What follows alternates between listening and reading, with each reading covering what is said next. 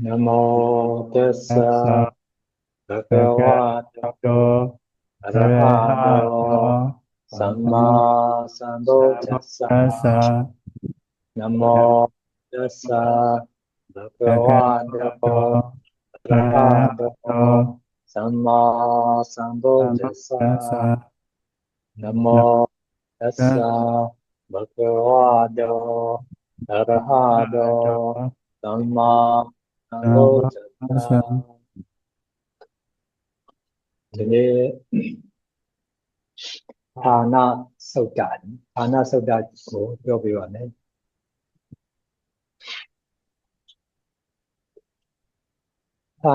ဒီဌာနသုတ်တမှာကျွန်တော်အကြောင်း၄မျိုးတဲ့သိတဲ့သိထိုက်တော့အကြောင်း၄မျိုးတဲ့သိတဲ့သိထိုက်တော့အကြောင်း၄မျိုးဆိုတာကလူတဦးတယောက်ကိုဘယ်အခြေအနေဘယ်ပုံစံရှိတယ်ဆိုတာသိဖို့ရအတွက်အကြောင်း၄မျိုးလို့ပဲဆိုထားပါတယ်နော်ဒီအကြောင်း၄မျိုးကိုသိဖို့ရန်စံတော့ကိုပြထားတဲ့သုတ်တံဖြစ်တဲ့အကြောင်းဌာနသုတ်လို့ပဲပြောထားပါတယ်နော် Today we are starting off with the Thana Sutta. So in this Sutta it is explained about the four categories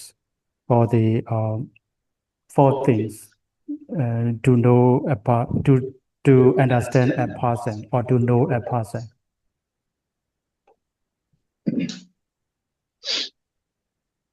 ကျောင်းလေးမျိုးတို့ကိုတဲ့၄ပါးကုံသောယဟန်တို့တဲ့၄ပါးကုံသောကျောင်းတို့ကို၄ပါးသောကျောင်းတို့ကို၄ပါးသောဌာနတို့ဖြင့်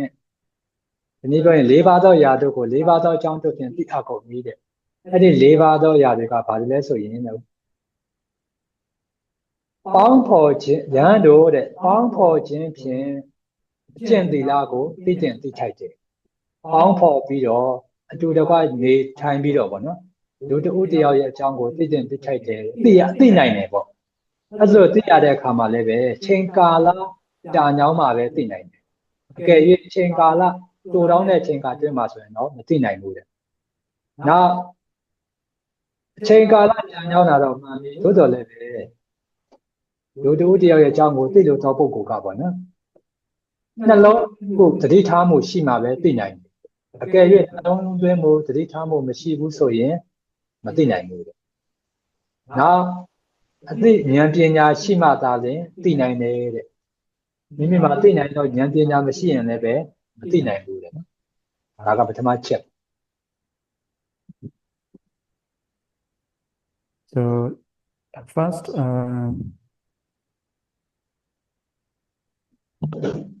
Buddha explains like this, because these four matters are to be understood by means of four grounds. What for? Because by living together, one may know the virtue, sila. So by living together, one may know the virtues. That virtue is known only for a long time, not in a short time. Only one who attends carefully knows it. Not one who does not attend. Only the wise know it, not the unwise. Now, ဒုတိယချက်က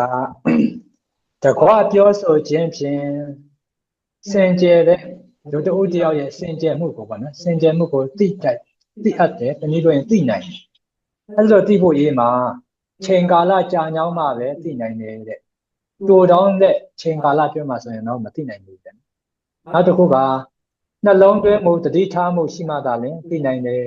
နှလုံးသွင်းမှုသတိထားမှုမရှိဘူးဆိုရင်လည်းပဲမသိနိုင်ဘူးနောက်ဉာဏ်ပညာရှိမှသာလျှင်သိနိုင်တယ်တဲ့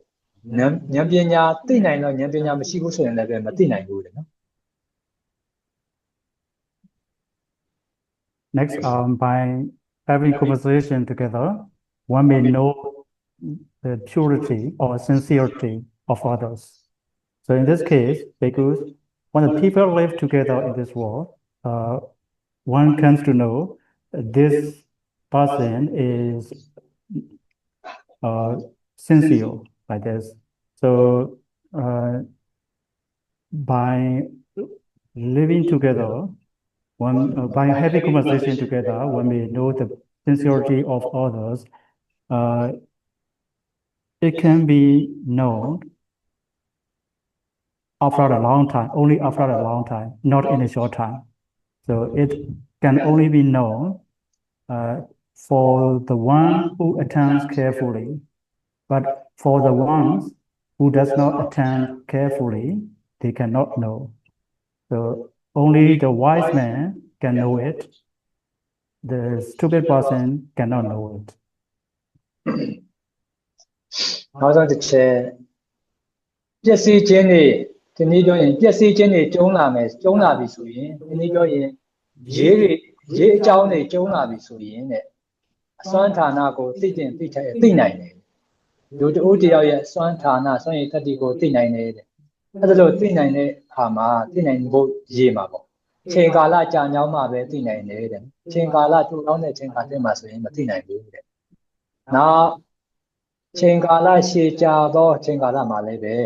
နှလုံးသွင်းမှုတတိထားမှုရှိမှသာလျှင်သိနိုင်တယ်နှလုံးသွင်းမှုတတိထားမှုမရှိဘူးဆိုရင်မသိနိုင်ဘူးနောက်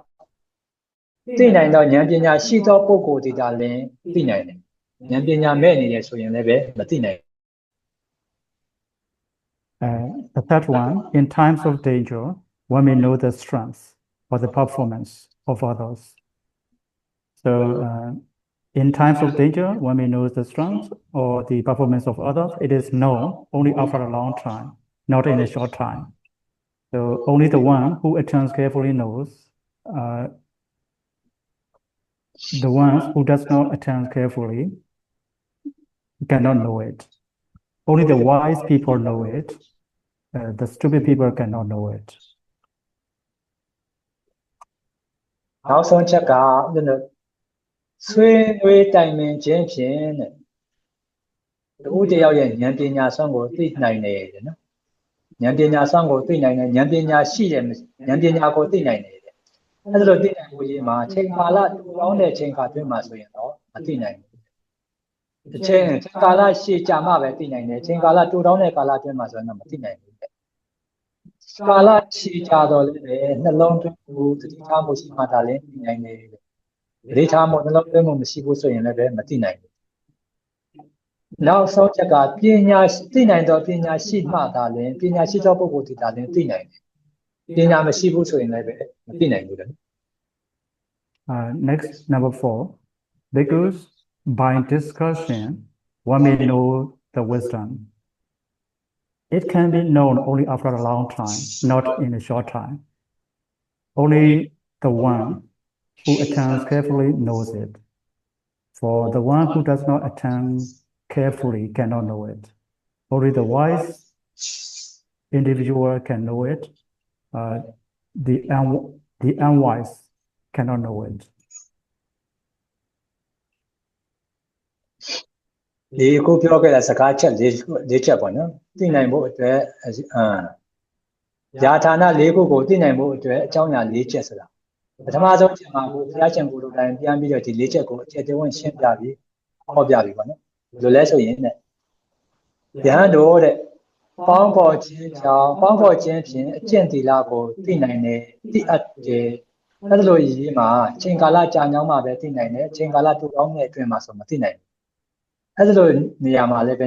ချိန်ကာလကြာညောင်းတော့လည်းပဲနှလုံးသွင်းမှုရှိမှသာလည်းသိနိုင်တယ်ဒီထားမှုနှလုံးသွင်းမှုရှိမှသာလည်းသိနိုင်တယ်ဒီထားမှုနှလုံးသွင်းမှုရှိဘူးဆိုရင်မသိနိုင်ဘူးဉာဏ်ပညာရှိမှသာလည်းသိနိုင်တယ်ဉာဏ်ပညာမရှိဘူးဆိုရင်မသိနိုင်ဘူးဆိုတာပါတဲ့ဘလို့အရာမျိုးကိုဆွဲပြုပြီးတော့ပြောတယ်ဘာကိုဆိုလိုတယ်လို့ဆိုလိုပါတယ်နော်ဘာကိုဆိုလိုတယ်ဆိုရင်ဒီလောကမှာပုဂ္ဂိုလ်တူတယောက်နဲ့ပုဂ္ဂိုလ်တူတယောက်လူတူချင်းချင်းပေါ့နော်အတူတကွပေါင်းဖော်မယ်ဆိုရင်တူတကွပေါင်းတဲ့နေထိုင်နေဆိုရင်သိနိုင်တယ်ဘလို့သိနိုင်တယ်လဲဆိုရင်ဒီပုဂ္ဂိုလ်ဟာအကျင့်သီလအနေနဲ့ကျိုးတယ်ပေါက်ကျိုးမှုရှိတယ်ပေါက်ကြားမှုရှိပေါက်မှုရှိတယ်ကြားမှုရှိတယ်ကျဲမှုရှိတယ်ဆိုပြီးတော့ဒီလိုပြောတယ်ဆိုလိုတာကတော့ဒီမှာဆိုရင်သီလကျိုးတဲ့နေရာမှာသီလပြည့်ကျင့်သီလပြည့်စည်တဲ့နေရာမှာဒါကစကားရဲ့ပရိယတွေပဲကျင့်သီလပြည့်စည်တဲ့နေရာမှာဥစ္စာသိက္ခာပုလူဆိုရင်သိက္ခာပု၅မျိုးရှိတယ်ပေါ့နော်လူသီလ၅မျိုးရှိတယ်အဦးဆုံးသီလပြည့်စည်တဲ့ဆိုရင်အဦးဆုံးတော့မဟုတ်အဆုံးသီလပေါ့ ပြည့်စည်တဲ့ဆိုရင်ဒါခန္ဓာအကာတွေလို့ခေါ်တယ်သီလကျိုးတယ်လို့ခေါ်တယ်နောက်ကအရာလက်စကားပရိယေပဲခွဲသွားတယ်ဦးဇင်းတို့၅ပါးသီလလုံးလုံးကြုံတယ်ဆိုရင်မလုံးကြုံတစ်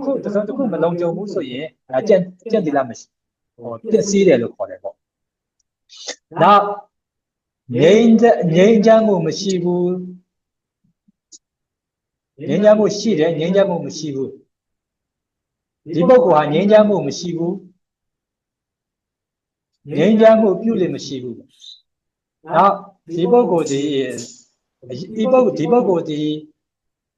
သီလတို့၌အကျင့်သီလတို့မှာအကျင့်သီလရှိတဲ့သူမဟုတ်ဘူးဒီပုဂ္ဂိုလ်ဟာအကျင့်သီလမရှိသောသူဖြစ်တယ်လို့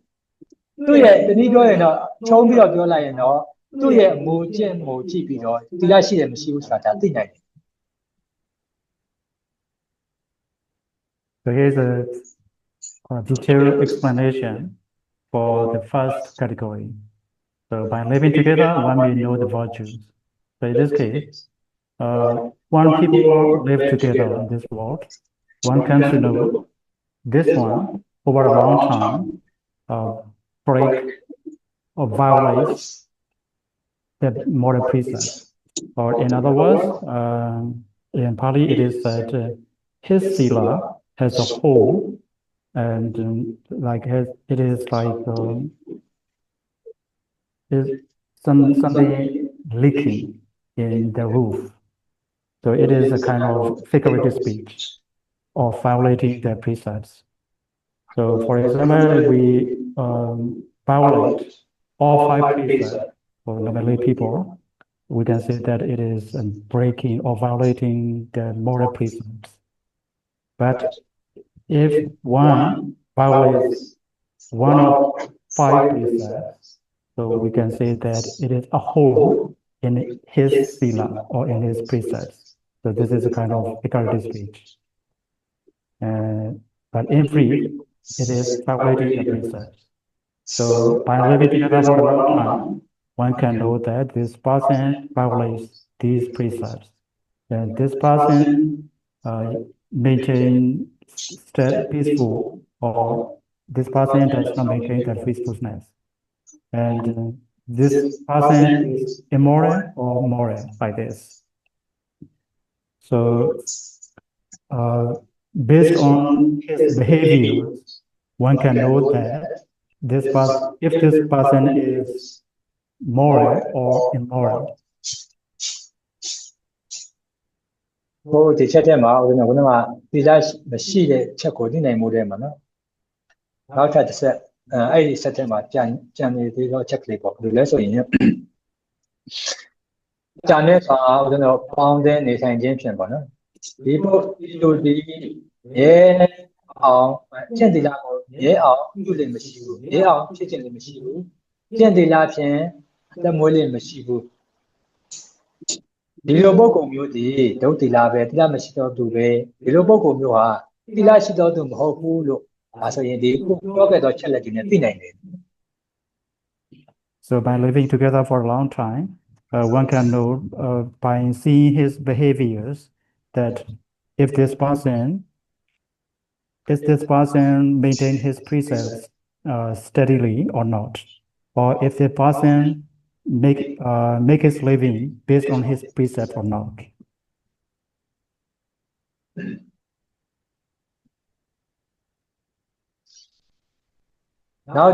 Now to check out, you know.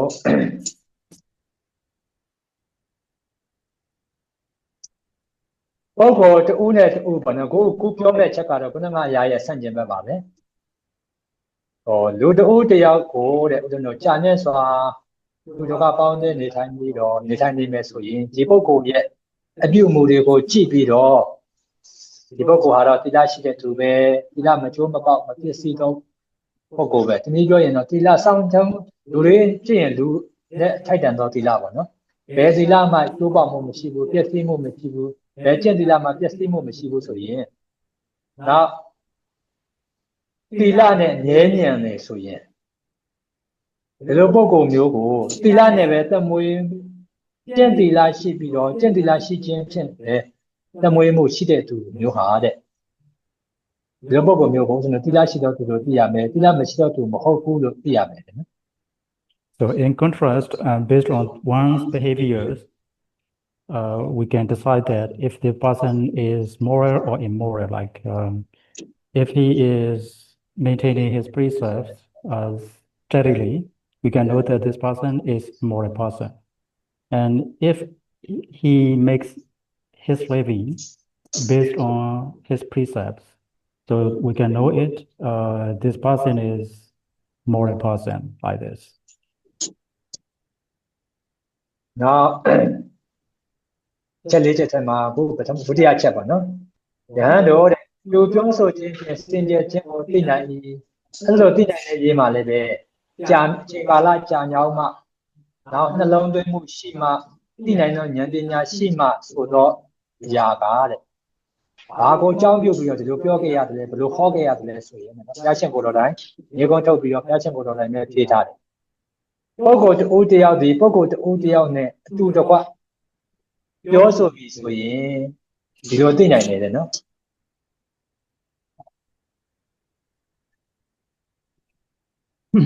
Next, ဒီပုဂ္ဂိုလ်ဒီတယောက်ချင်းတစ်မျိုးပြောတယောက်ချင်းမျိုးပြောတယ်နှစ်ယောက်နဲ့ပြောလို့ရှိရင်တစ်မျိုးနောက်တစ်မျိုးပြောပြန်တယ်ပေါ့သုံးယောက်နဲ့ပြောတယ်ဆိုရင်တစ်မျိုးပြောပြန်သုံးယောက်တဲ့အလွန်များစွာသောပုဂ္ဂိုလ်တွေနဲ့ပြောတယ်ဆိုရင်လည်းတစ်မျိုးပြောပြန်တယ်သူပြောတဲ့များစကားတွေကတဲ့ရှေ့စကားနဲ့နောက်စကားကလည်းကြောင်းပြန်ဖြစ်နေစီဟောမတည့်ဘူးပေါ့နော်စင်ကောမတည့်ဘူးအမီးမောင်မတည့်ဘူး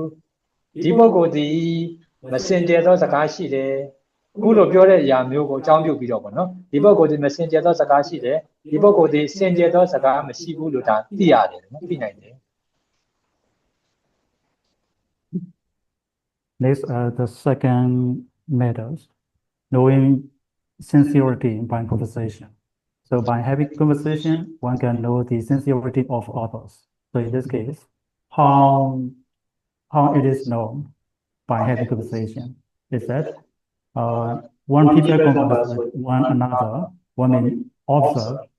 this one speaks one way, one alone with a single person, another way, one with two, another way, one with three, and yet another way, one with many. He shifts from earlier statements to later ones. So his speech is impure. He is not sincere like this. နောက်တစ်ချက်ဆိုရင်ခုဒီချက်ထဲမှာဆိုဆန့်ကျင်ဘက်သဘောတူပါပေါ့နော်ရဟန်းတို့တဲ့ဒီလောကမှာပုဂ္ဂိုလ်ချင်းချင်းသူပြောဆိုလေဆိုရင်တဲ့ဒီရှင်ဒီပုဂ္ဂိုလ်ဒီတယောက်ချင်းပြောဆိုတကယ်တော့ပင်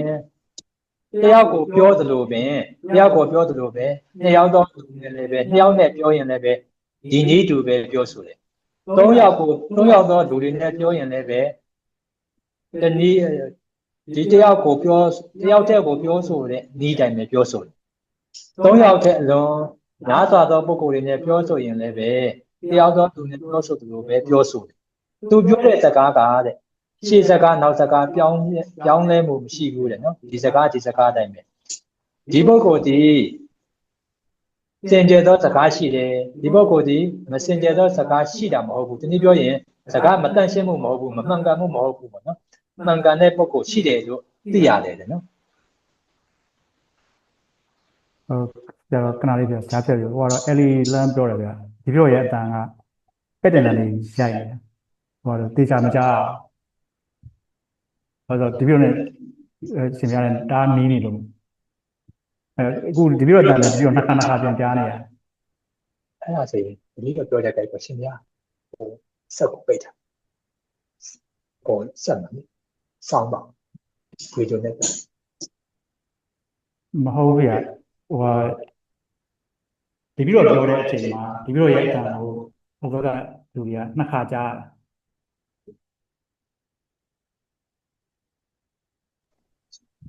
ဒီရောရှင်ပြပြောတဲ့ကြိုက်ကိုဒီရောစီကဟိုအတန်ဖိုင်ဆက်မှာပါတယ်အဲ့ဒါကိုဒီရောပြောတဲ့ကြိုက်ကိုရှင်ပြကပိတ်ထားရှင်ပြပြောတဲ့ကြိုက်ကိုဒီရောပိတ်ထားရတယ်လို့မကြားဟုတ်ကဲ့ပါခု ခုစဉ်းစားပြောတော့နော်စဉ်းစားပြောတော့ဆိုကိုဒီရောက်ပိတ်ထားမယ်ကိုပြောကြည့်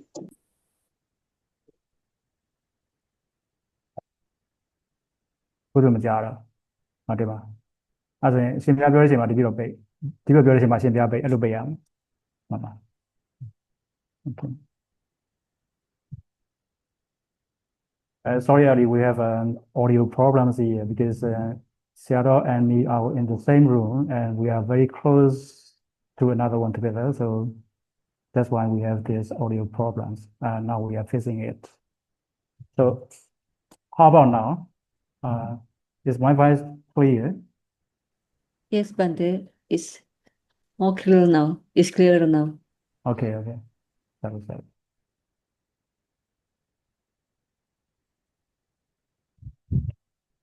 Okay, next explanation. In contrast, one may observe this one speaks the same way, whether with one person, two, three, or many. He does not contradict his earlier words. His speech is pure. He is not insincere. So by having conversation, one may know the purity of another person like this.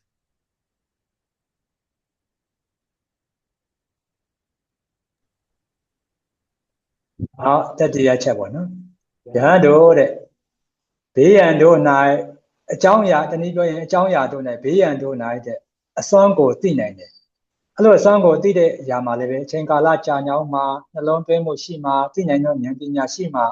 သိနိုင်တယ်လို့ပြောရတဲ့နေရာမှာဘလို့အရာကိုအကြောင်းပြုပြီးတော့ဘလို့သဘောမျိုးနဲ့ဒီလိုငါဘုရားဟောရတယ်လဲဆိုရင်တဲ့နော်ဘုရားရှင်ပြောခဲ့တဲ့စကားကိုဘုရားရှင်ကိုယ်တော်တိုင်အကျေတဝန်းထပ်ပြီးတော့ချဲ့ပြလာပေါ့နော်လောကမှာတဲ့အချို့သောပုဂ္ဂိုလ်ဒီဆွေမျိုးတို့ရဲ့ပစ္စည်းချင်းနဲ့တွေ့ကြုံခဲ့မယ်ဆိုရင်မိမိဆွေမျိုးတိုင်းဝန်းတွေကပေါ့နော်ပစ္စည်းချင်းတွေနဲ့တွေ့ကြုံခဲ့ပြီဆိုရင်နောက်မိမိစည်းစိမ်ပစ္စည်းချင်းနဲ့တွေ့ကြုံနေရပြီဆိုရင်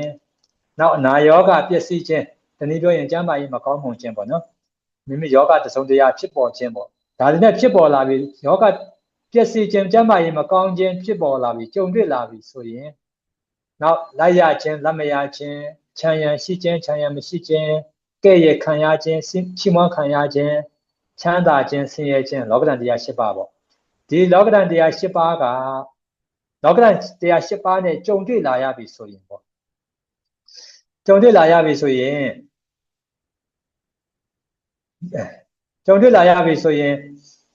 မိမိရဲ့အတ္တဘောကိုမိမိရဲ့အတ္တဘောကိုရခြင်းမိမိရဲ့အတ္တဘောကိုရခြင်းသည်ဖြစ်နေ၏ဘလို့ဖြစ်ဒီလိုပုံစံမျိုးကိုအခုကြုံတွေ့နေရတဲ့ဆင်ခြင်ပုံစံမျိုးကိုကျွန်တော်မဆင်ခြင်နိုင်ဘူးတဲ့နော်လောကဓာတ်တရားတွေနဲ့ကြုံတွေ့လာပြီဆိုရင်လောကမှာနေထိုင်ရခြင်းသည်အတ္တဘောကိုရခြင်းဖြစ်တယ်လို့မဆင်ခြင်နိုင်ဘူးတဲ့နောက်ဆွေမျိုးတွေရဲ့ပျက်စီးခြင်းစရှိသောဓာတ်တွေနဲ့ကြုံတွေ့လာပြီဆိုရင်ကိုပြောခဲ့တဲ့ပျက်စီးခြင်းတွေပေါ့နော်ပြင်စိတ်တွေစိုးရိမ်မှုတွေဖြစ်လာတယ်တင်မမှုတွေဖြစ်လာတယ်ငိုကြွေးမှုတွေဖြစ်လာတယ်ရင်ပတ်စီတီးမြည်တမ်းလာတယ်နောက်ပြင်းစွာတွေ့ဝေခြင်းလို့လည်းပဲရောက်ရှိလာတယ်တဲ့။ယဟန်တို့တဲ့ခုပြောခဲ့သောခြေနေမျိုးတွေနဲ့ကြုံတွေ့လာရပြီဆိုရင်ခုလိုစိတ်ရဲ့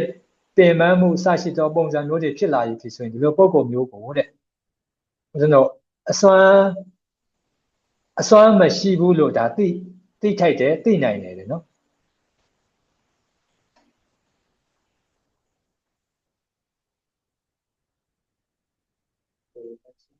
Explanation.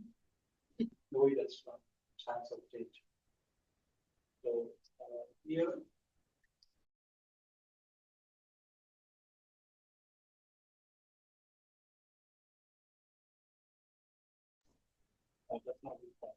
So yeah, see that word according to sorry. Sorry, I forgot. So here is the explanation for the number 3 matters. Number 3 matter. Here, some person, when confronted with the destruction of relatives, the loss of wealth, or the ruin of health through illness, does not reflect like gain and loss, fame and disrepute, praise and blame, pleasure and pain. These 8 worldly conditions follow the world. This is because these worldly conditions, we are confronted with these worldly conditions because we have a double, we have the body. And the world follows the eight worldly conditions because he does not reflect that when such misfortune occur, he grieves, laments, weeps, beats his breast, and falls into despair. So by seeing these behaviors, one can know his strength in times of danger. This person is unable to confront with the dangers. So, ယဟန်တို့တဲ့ဒီလောကမှာတိုးသောပုဂ္ဂိုလ်ဒီဒီမျိုးတို့ရဲ့ပစ္စည်းချင်းနဲ့ကြုံတွေ့ခဲ့ရရင်ကြုံတွေ့နေရရင်စီစဉ်ပစ္စည်းချင်းတွေဖြစ်နေရစီစဉ်ပစ္စည်းချင်းတွေနဲ့ကြုံတွေ့နေရရင်ကျမ်းမာရေးယောဂပစ္စည်းချင်းဆက်မှုတွေနဲ့ကြုံတွေ့နေရရင်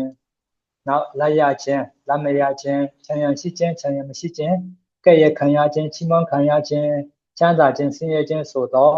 လောကဓာတ်တရားတွေနဲ့လောကဓာတ်တရားတို့ကလောကဓာတ်တရားတွေနဲ့ကြုံတွေ့နေရပြီဆိုရင်လောကသည်လူသားတော်အပေါင်းဒီပေါ့တတဝါပေါင်းဒီလောကဓာတ်တရား၈ပါးတို့ဆင်လိုက်ရခြင်းဖြင့်နေထိုင်နေရတယ်နေထိုင်ခြင်းဖြင့်အတ္တဘောကိုရရှိနေတယ်တနည်းပြောရင်ဒီလိုလောကဓာတ်အနေနဲ့ပြောနေတော့အတ္တဘောကိုရရှိနေတယ်လို့ဆင်ခြင်းပြီးတော့ဆင်ခြင်းနေတော့ဒီပုဂ္ဂိုလ်မျိုးကဆွေမျိုးတွေရဲ့ပစ္စည်းချင်းစရှိသောຢာတွေနဲ့ကြုံတွေ့ရပြီဆိုရင်စိတ်ဆိုးရမှုမရှိဘူးပင်ပန်းမှုမရှိဘူးငိုကြွရင်ပတ်စီတီငိုကြွမြည်တတ်မှုမရှိဘူးပြင်းစွာတွေးဝေခြင်းတို့လည်းပဲမရောက်ဘူးတဲ့ဒီလိုပုဂ္ဂိုလ်မျိုးဟာစွမ်းရှိသောသူလို့သိထိုက်တယ်သိနိုင်တယ်နော်ဒီလိုသိနိုင်တဲ့နေရာမှာလည်းပဲဥစ္စံတို့ချိန်ကာလကြာညောင်းမှာသိနိုင်သောဉာဏ်ပညာရှိမှတတိနှလုံးသွင်းမှုတတိထားမှုလည်းရှိမှသာလျှင်ဒါသိနိုင်တယ်နော် So in contrast, another person. in contrast, another person, when he confronted with the destruction of relatives, loss of wealth or illness, so he reflects like the eight worldly conditions such as gain and loss, fame and disrepute, praise and blame, pleasure and joy, pleasure and pain. So following the wars, and the war is also following these eight worldly conditions. So this body is subject to be connected with these eight worldly conditions. And he reflects like this, and so he does not grieve, lament, weep, beat his breast, or fall into despair. So by seeing these behaviors, one can know that this person is able to confront with the dangers. So one can realize the performance of this person in times of danger. နောက်တော့ချက်ချင်းဒါတို့တဲ့သွေးနွေးချင်းတိုင်ပင်ခြင်းဖြင့်ဒီနာကိုသိရပဲသိတယ်ဒီလိုသိတဲ့နေရာ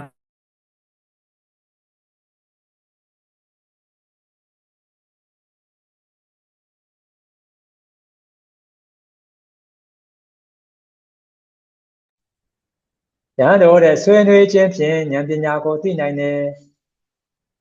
ဒီလိုသိတဲ့နေရာမှာလည်းပဲချိန်ကာလကြာညောင်းမှနှလုံးသွင်းမှုတတိထားမှုရှိမှ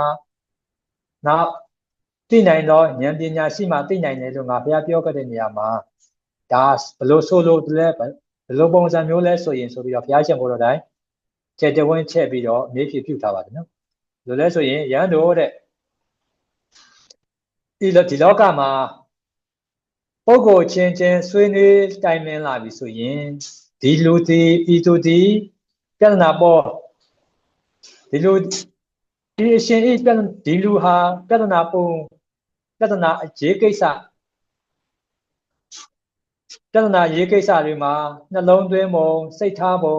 ဒီ ဒီပြဿနာတွေမှာမေးမြန်းပုံချင်းနေချင်းရဖြင့်ဒီပုဂ္ဂိုလ်ရဲ့ပညာမဲ့မှုကိုသိရတယ်နော်ပညာမရှိဒီပုဂ္ဂိုလ်ဟာပညာရှိသူမဟုတ်ဘူးဒီလိုသိရတယ်ဘယ်လိုလဲဆိုရင်အထူးသဖြင့်တော့ဥစ္စာမွန်မြတ်သောအကြံစီမရှိဘူးကြံစီခြင်းမွန်မြတ်၍ကြံစီခြင်းဖြင့်သက်ဝင်နိုင်သောသိမ်မွေးသောဉာဏ်ပညာမရှိဘူးနောက်နည်းနည်းသောနတ်ဒိဗ္ဗေစုကိုလည်းဖော်ထုတ်ပြီးတော့ကျွန်တော်ထုတ်ဆောင်နိုင်မှုမပြောနိုင်ဘူးဒီလိုအခြေအနေမျိုးဖြင့်ဒီပုဂ္ဂိုလ်ရဲ့ဉာဏ်ပညာမရှိမှုကိုဒါသိနိုင်တယ်သိရနိုင်တယ်နောက်တစ်ချက်ကနတ်ဒိဗ္ဗေတွေကိုလည်းပဲအကျယ်တဝင်းပြောရမယ့်နေရာအကျယ်တဝင်းမပြောနိုင်ဘူးကျင်းချုံပြီးတော့ချုပ်ပြီးတော့ပြောရမယ့်နေရာမှာကျင်းချုံပြီးတော့ချုပ်ပြီးတော့မပြောနိုင်ဘူးဒီလိုပုံစံမျိုးဖြစ်တယ်ဆိုရင်ဒီပုဂ္ဂိုလ်ဟာပညာမဲ့ဖြစ်တယ်လို့ဒါသိရတယ်ပညာရှိသူမဟုတ်ဘူးလို့ဒါသိနိုင်တယ်သိရတယ်နော်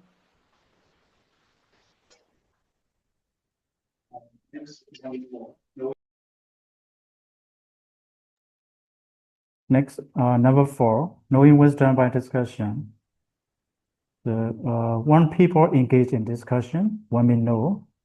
from the way this one approaches a question, reflects upon it, and asks questions, it is evident that he is unwise or not wise. Why? Because he cannot bring forth subtle, deep, peaceful, and refined meanings. The meanings accessible only to the wise. So he is unable to explain, expound, clarify, analyze, or eliminate the meaning of the words of the speech. So whether briefly or in detail. So when it is needed to clarify in briefly, he cannot do so. When it is needed to explain in detail, he is unable to do so. So by seeing his abilities, one can know that this person is unwise.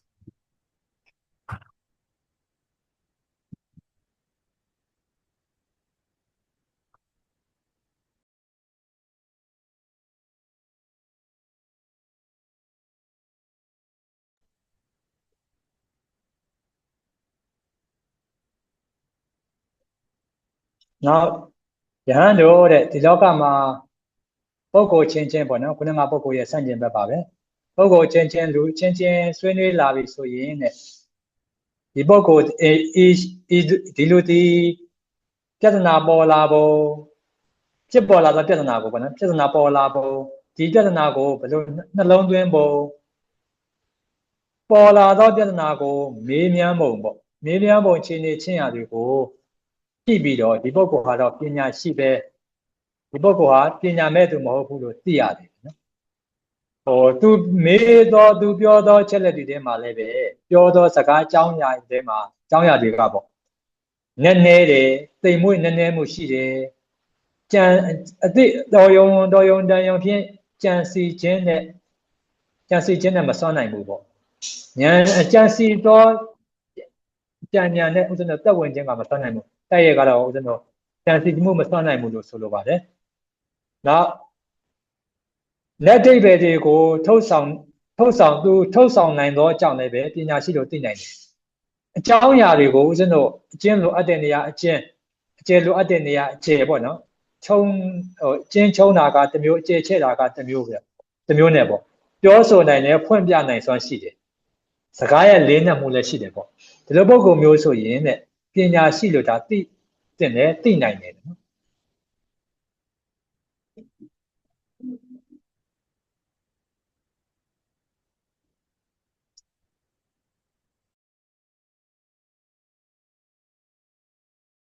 Next, in contrast, one can observe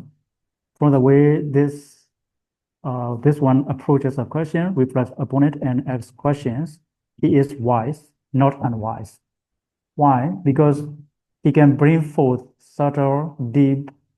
peaceful, refined meanings, accessible only to the wise. And his explanation cannot be known only just by thinking. So his explanation has a deep and subtle meaning. And also he is able to explain, expound, clarify, analyze,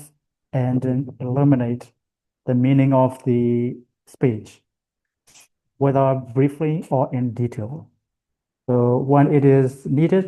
to explain in brief, he can do so. When it is needed to explain in detail, he also can do so. So just by seeing these abilities, one can observe that this person is a wise man. နောက်တော့တန်တစ်ခုကဦးဇင်းတို့မန္လိကာတုတ်တယ်နော်မန္လိကာဒေဝီတုတ်တန်မန္လိကာဒေဝီတုတ်တန်ကဦးဇင်းတို့မန္လိကာနိဗ္ဗာန်ကြီးကမြတ်စွာဘုရားရှင်ကိုမေးမြန်းထားသောအကြောင်းအရာပေါ့နော်မျိုးသမီးတွေနဲ့ပတ်သက်ပြီးတော့မေးမြန်းထားသောအကြောင်းအရာဒါမေးမြန်းထားသောအကြောင်းအရာကိုဘုရားရှင်ကဖြေကြားထားသောတုတ်တန်ဖြစ်သည့်အတွက်ကြောင့်မန္လိကာဒေဝီတုတ်လို့ဆိုထားပါတယ်နော်နာမည်ပဲပေးထားတယ် Next, we have to ရှင်ပြပြန်ပြပါရအောင်ရှင်ပြပြန်မှပြပါ Next, we are moving on to Mallika Devi Sutta. So, in this sutta, Mallika Devi asks the questions related to the women to Buddha. So, and Buddha answered her questions. So this sutta is called as Mallika Devi Sutta.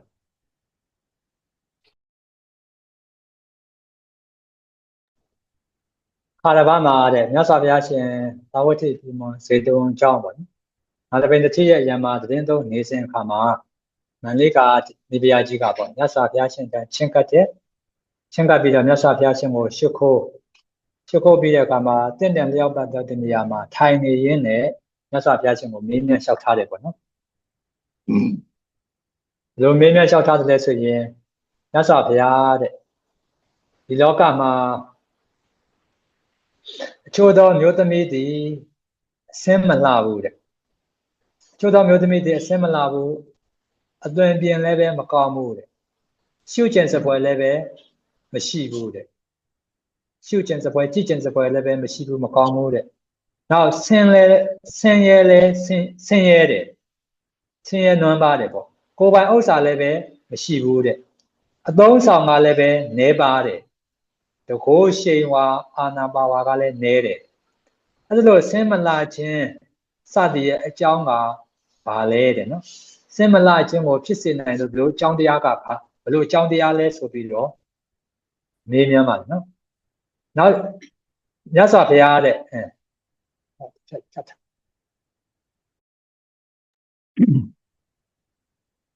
So on one occasion, the Blessed One was staying at Savatthi in Jeta's Grove, Anathapindika's monastery. Then the Queen Mallika approached the Blessed One, paid homage to him, and sat down to one side and addressed him like, Venerable Sir, in this world, some women are unattractive, ill-formed, and ugly, and they are poor, needy, and destitute, and they are low influential, meaning possessing little power. The Venerable Sir, what is the cause and condition of that?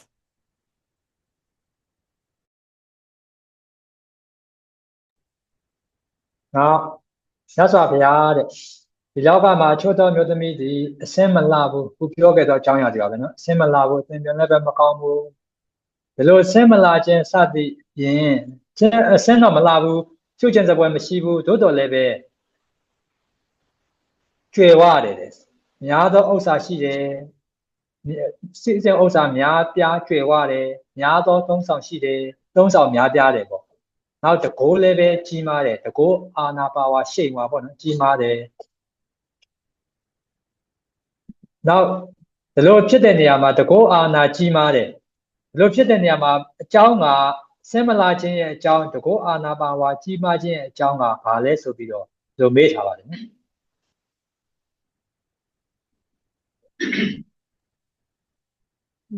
Maybe. Next question. Honorable Sir, in this world, some women are unattractive, ill-formed, and ugly, yet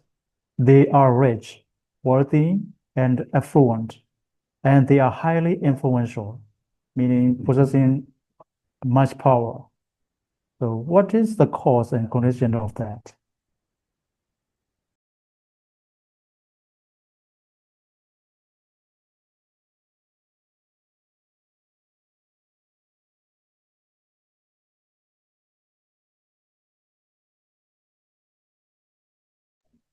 That's a bad the dog ma choda no the media. A sand then be malabu sand then be malabu shooting about then be macamu. Total level to my season of some yabia mushi, Yado, don't some shide. As As you need to the teacher. The Yazabia, the Loka ma choda no the media. Send lare, children of where she day, children where send she day. Send Lomia, send in a Lomia de tendem when they see the book. Todo leve, sing ye, no?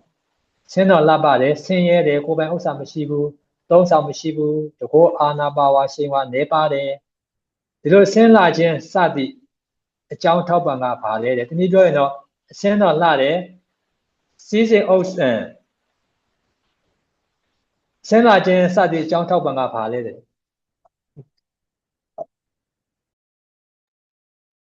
Number 3 question. Honorable Sir, in this world, some women are beautiful, attractive, and lovely, possessing the highest beauty or complexion. But yet, they are poor, needy, and destitute, and they are low influential, possessing little power. So what is the cause? What is the reason of this situation?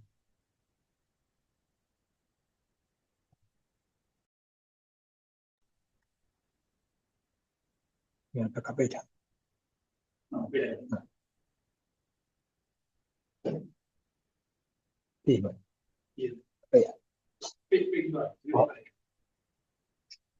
That's how we go on. That's a bad the local chodo mutami senla de children of boy she children of boy she de Lomiato attending a piece on a now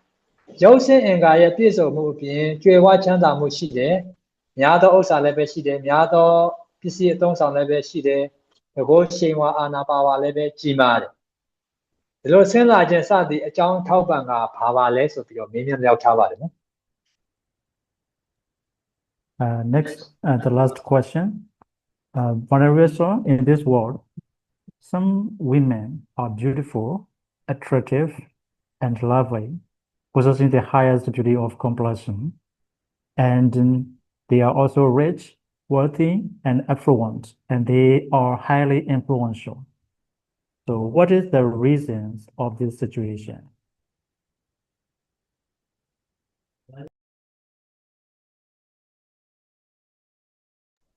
Malika, the local machodo mutami the Yatoda Chide. Yadoda Chide, say so mu doda tramu chidebo, no? Yabia chidebo. Now say pin Adim Yatoda Chow, say pin Mamu Lebe Yade. Tu go Nenge Mia Pio Lai, Nenge Mia Pio Soka Mia, Nenge Mia Piora Chipale, Doda Ne, tu say Sima Doda Gani that. Miatrade. Oh, Muya Popian that day, Janyo Tadat. Say so, Jentuya, say so Mugo leve, say so Miatra Mugole, Miatra Mugo, Manetta Chen, say so, Miatra, Manetta Darigo leve, 10 saw built that, 10 shots are built that. The Lord knew the media. နောက်ယဟန်ကိုပဲဖြစ်စေပုံနာတွေကိုပဲဖြစ်စေနောက်ဆွမ်းကိုလည်းဆွမ်းဖြောသင်္ကန်းပေါ့နော်ရင်ပန်းနန္တာနောက်အိယာနေယာစီမီစောက်လူဘဝတ္ထု10မျိုးပေါ့နော်ဒီရဓမ္မဝတ္ထုပစ္စည်းလူဘပစ္စည်း10မျိုးပေါ့ဒီလိုຢာတွေကိုလည်းပဲမပေးလို့တတ်ဘူးတဲ့နောက်ညိုစုခြင်းအိတ်တာတရားနဲ့ညိုစုသောအိတ်တာတရားရှိတယ်ပေါ့နောက်သူတစ်ပါးတွေမှာလက်လာပါရတာရိုသေခံရတာတွေအလေးပြုခံရတာတွေညံ့နိုးမှုခံရတာတွေကြက်ခိုးမှုခံရတာတွေပူဇော်မှုခံရတာတွေကိုသူကညိုစုတယ်တဲ့ပြစ်မှားတယ်ညိုစုခြင်းနဲ့သူ့စိတ်ကိုဖွဲ့ထားတယ်တနည်းပြောရင်တော့မနာလိုမှုဖြစ်တယ်ပေါ့နော်အဲ့ဒါလိုမျိုးသမီးဒီတဲ့ဒီအဲ့ဒါလိုဘဝကနေစုတည်ရင်လူဘဝကိုခဲ၍ရောက်လာသည်ဖြစ်ခဲ့ရင်ရောက်လာခဲ့ရင်ပေါ့ဖြစ်လေရာဘဝမှာဖြစ်လေရာလူဘဝမှာအစင်းအသွင်ပြင်းမလာဘူးလေနော်အစင်းမလာဘူးအသွင်လည်းပဲမကောင်းဘူးနောက်ရှုကျင်စပွဲလည်းပဲမရှိဘူးတဲ့ဆင်းလဲဆင်းရဲတယ်ကိုယ်ပိုင်ဥစ္စာလည်းပဲမရှိဘူးအသုံးဆောင်လည်းပဲမရှိဘူးတကောရှိန်ဝါအာနာပါဝါလည်းပဲမရှိဘူးတဲ့နော်ပထမမိကိုရဖြစ်ပါနော်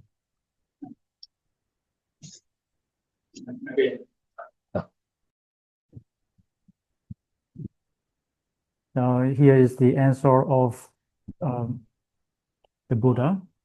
Malika, in this case, for the first question, in this case, a certain woman is easily angered, meaning irascible and very irritable.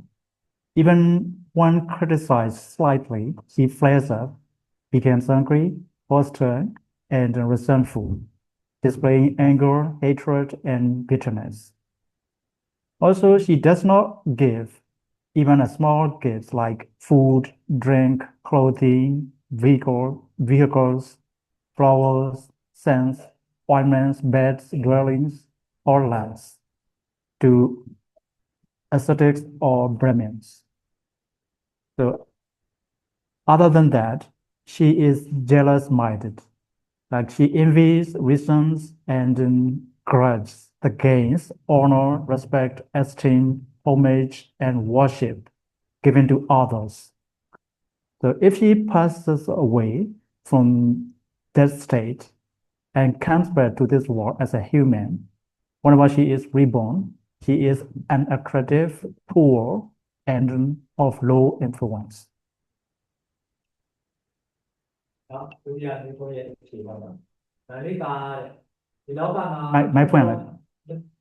My friend. မန္လိကာတဲ့ဒီလောကမှာချိုးသောမျိုးသမီးသည်မြတ်ဒေါသကြီးတယ်ချိုးသောမျိုးသမီးသည်မြတ်ဒေါသကြီးတယ်စိတ်မြတ်ဒေါသကြောင့်စိတ်လည်းပဲပြင်းစွာပင်ပန်းခြင်းများတယ်ပေါ့နည်းငယ်များပြောဆိုတယ်ဆိုရင်တောင်ပဲအဲ့ဒီလိုစကားမျိုးကိုနည်းငယ်များသောစကားကိုဒေါသဖြင့်ကန့်ညှိတတ်တယ်ဒီနည်းပြောရင်ဒေါသနဲ့ရစ်နှောင်ဖွဲ့နေတယ်မျက်လည်းပဲထွက်တယ်ဖောက်ပြန်မှုလည်းပဲရှိတယ်စိတ်ရဲ့ဖောက်ပြန်မှုလည်းပဲဖြစ်လာတယ်ရံညိုးလည်းပဲထားတတ်တယ်စိတ်ဆိုးခြင်းသူ့ရဲ့စိတ်ဆိုးခြင်းမျက်ထွက်ခြင်းမနှစ်သက်သောမူရာတွေကိုလည်းပဲထင်ရှားပြတတ်တယ်ဒီလိုမျိုးသမီးသည်တမနာကိုဖြစ်စေဒီလိုမျိုးသမီးသည်တမနာကိုဖြစ်စေတမနာကိုဖြစ်စေဆွမ်းဖြောဘောသင်္ကန်းရင်ပန်းနန္တာအိယာနေယာစီမီစောက်တွေပေါ့ဒါမျိုးကိုပေးလူတတ်တယ်မျိုးစုသောစိတ်ထားမရှိဘူးတဲ့သူတစ်ပါးတို့လိုက်ရတာယိုသေခံရတာလေးပြုခံရတာညှနှုတ်ခံရတာချစ်ခိုးခံရတာပူဇော်ခံရတာတွေမှာမညိုစုဘူးမပြစ်မှားဘူးတဲ့ညိုစုသောစိတ်ထားနဲ့သူ့မှာနှောင်ပွဲမှုမရှိဘူးတဲ့ဒီလိုမျိုးသမီးတည်တဲ့ဒီလိုဘဝကစွတ်တည်ခဲ့ရင်လူဘဝကိုရောက်လာပြီဆိုရင်ပေါ့အဲ့ဒီလိုမျိုးသမီးတွေရောက်လျာဘဝမှာတဲ့ဆင်းလှပါတယ်အဆင်းမလှပဘူးအသွင်ပြင်လည်းပဲမကောင်းဘူးသို့တော်လည်းပဲစီးစိမ်ဥစ္စာများပြားတယ်များသောဥစ္စာရှိတယ်များသောအသုံးဆောင်ရှိတယ်တကောရှိန်ဝါအာနာပါဝါလည်းပဲကြီးမားတယ်နော်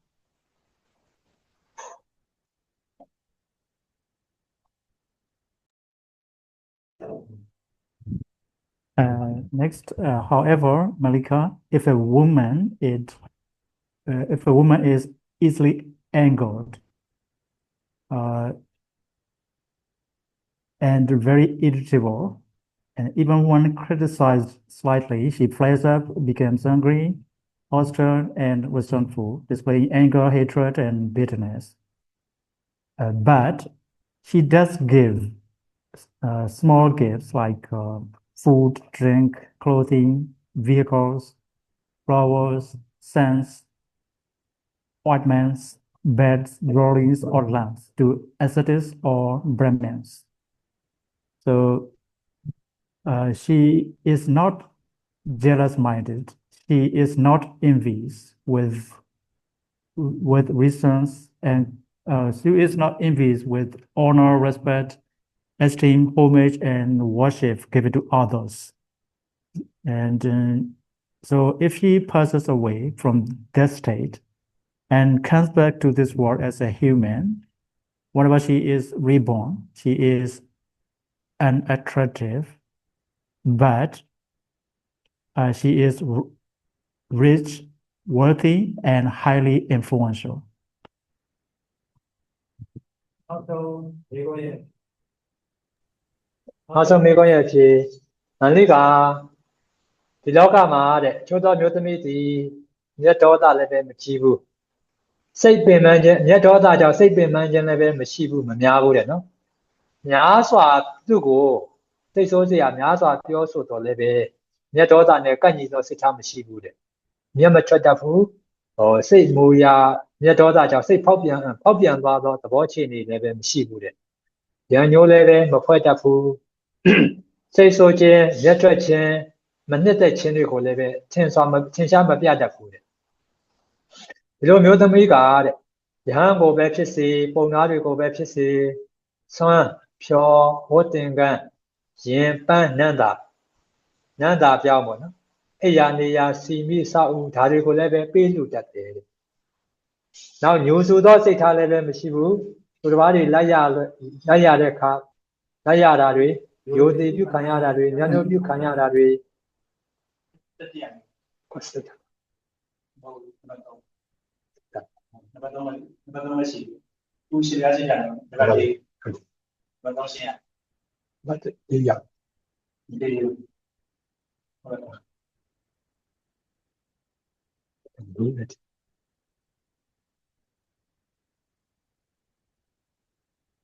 လာလို့ဆင်းရ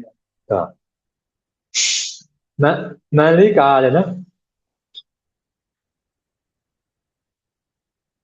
မန္လိကရတယ်ဒီလောကမှာချိုးသောမျိုးသမီးသည်ဟုတ်ရဲ့လား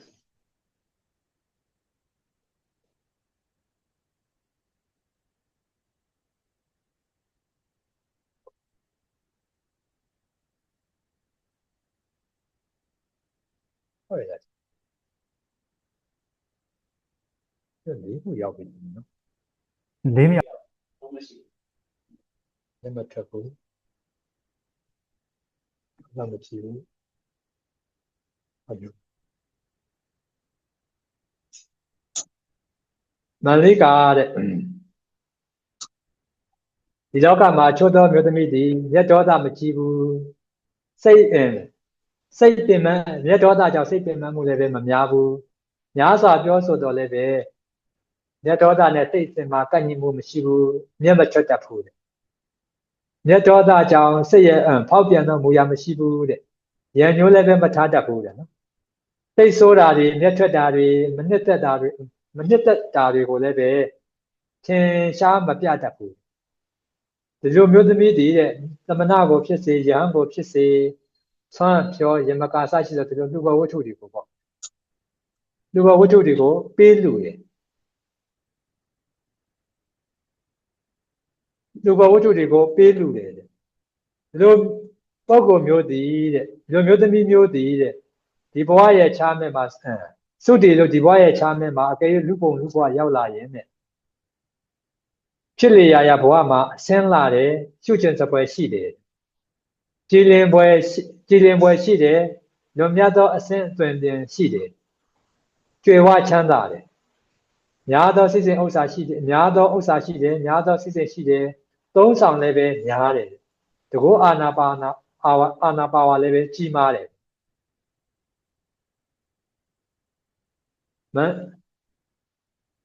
မန္လိကာတဲ့မန္လိကာတဲ့အေးတိုးသောအကြောင်းကြောင့်ဒီလောကမှာတဲ့ဟုတ်ပြီပါ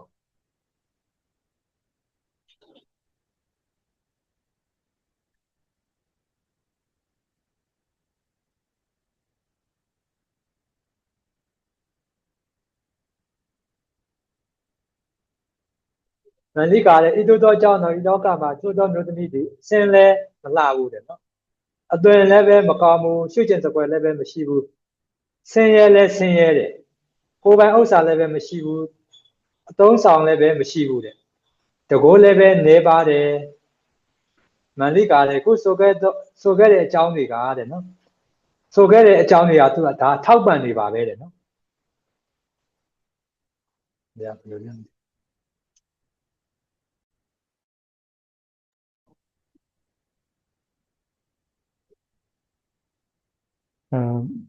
Furthermore, Marika, a certain woman is not easily angered or irritable. Even when criticized a lot, she does not flare up or become angry. But she does not give gifts like food, drink, clothing, vehicles, flowers, scents, ointments, beds, dwellings, or lamps to ascetics or Brahmins. And she is envious. She is jealous-minded and envious, resents and corrects the gains, honor, respect, esteem, homage, and worship given to others. So if she passes away from that state, and comes back to this world as a human, whenever she is reborn, she is attractive, beautiful, but she is poor and of low influence. And furthermore, a certain woman is not irascible, not easily angered, and even when she is criticized a lot, she does not flare up.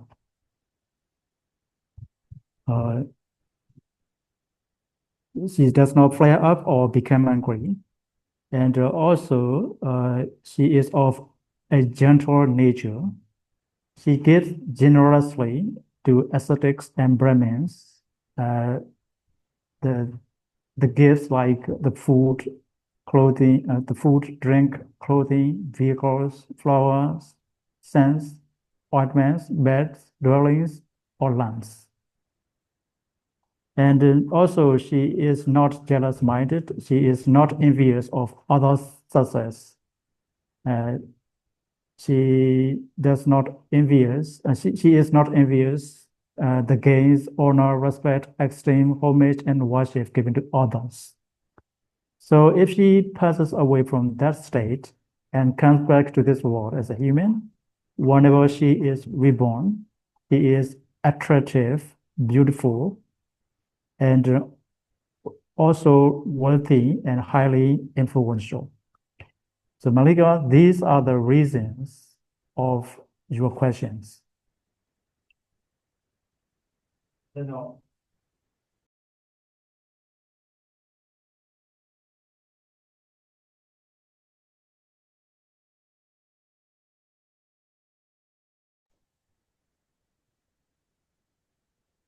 what is the Takarama? Much at Yatabade,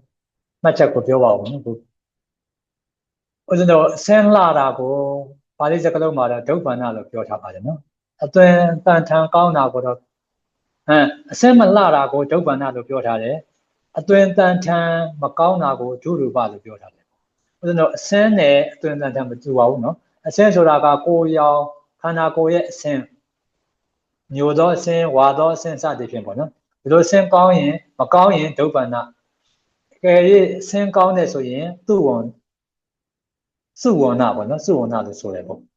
အသွင်တန်ထန်လက်ချေဥခေါင်းဖြေတော့ဒီလိုပေါ့နော်ဒီလိုစရှိသောခန္ဓာကိုယ်စိတ်ပိုင်းတန်ထန်ပုံတံကောင်းတယ်ဆိုရင်သူ့ရူပစုရူပပေါ့နော်အကယ်၍မကောင်းမှုဆိုရင်ဒုရူပကြည့်ရှုရတာပုံတံငါဦးဇင်းတို့ယုံညံ့နေဆိုရင်စုပါပိကာတဲ့ယုံညံ့နေဆိုရင်ဒုပါပိကာအကယ်၍ဦးဇင်းတို့မယုံညံ့မှုကောင်းမွန်နေဆိုရင်စုပါပိကာပေါ့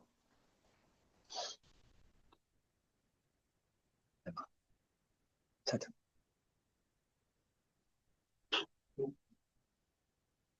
တော့အပြန်လာဆို6ချက်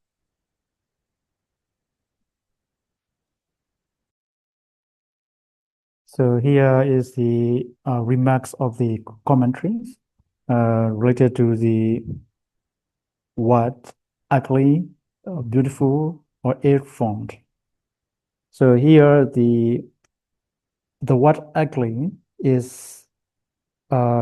expressed in Pali as dobana. So that means the color, the skin color is not good looking. So it means one doesn't have a fair complexion or the good skin color. It is expressed in Pali as dobana. So the antonym of dobana is suwana. That means beautiful or have fair complexion. And the ill-formed is expressed in Pali as durupa.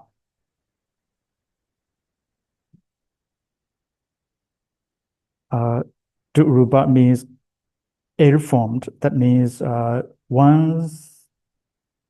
organs, like the limbs, legs, hands, and so on, they have they do not have a good-looking appearance. They have some kind of flaws in somewhere. So it is called an ill-formed or durupa. So in contrast, once someone possesses the well-formed, so or the perfect formed or perfect appearance, it is called as surupa.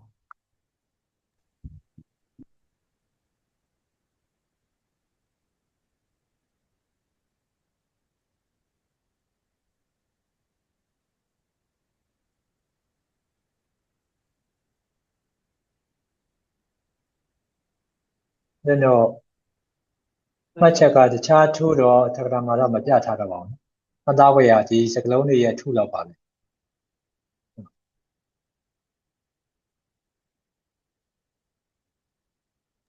So in the commentaries, there is no other remarks on this sutta,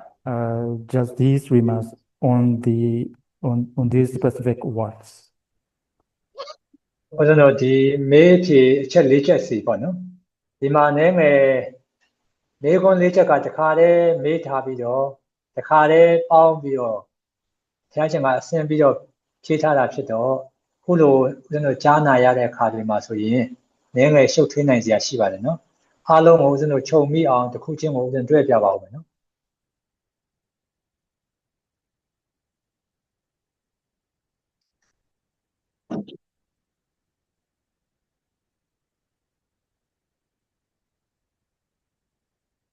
Okay, in this sutta, Buddha has answered these 4 questions in these 4 questions in one sutta. So maybe it is not clear enough for you to understand. So Sarah is going to explain more detail.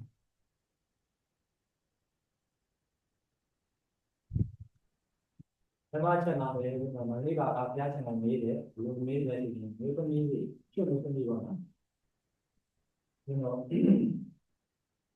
point.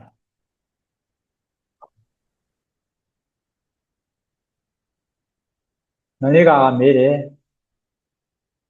Oh, Miasa Piade, oh, Mego Chokaro, Cho Mutamiha, Yokama, Cho Mutamiha, a similar boo.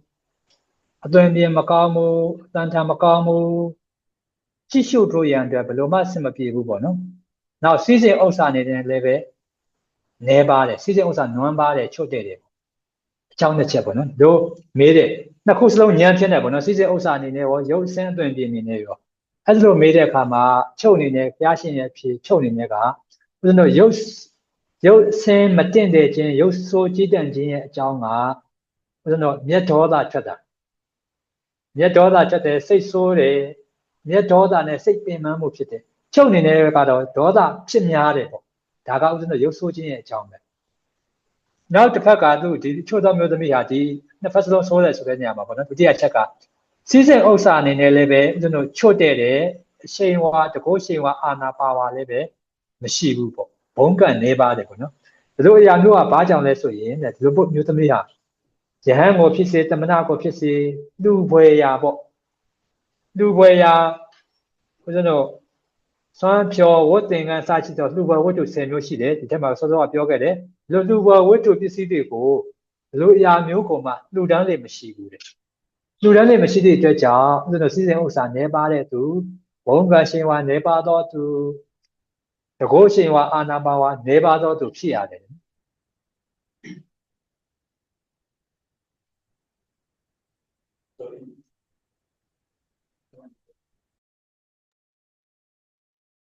So in brief, the first question is, some women are not attractive, ill-formed, and not good-looking. Also, they are poor and not influential. So the reason for this is the anger is the reason of ugly, ill-formed, and not good-looking. So she does not give even the small gifts to the ascetics and Brahmins, and also she is jealous-minded. So this is the reasons of poverty. So that's why she is poor and not influential.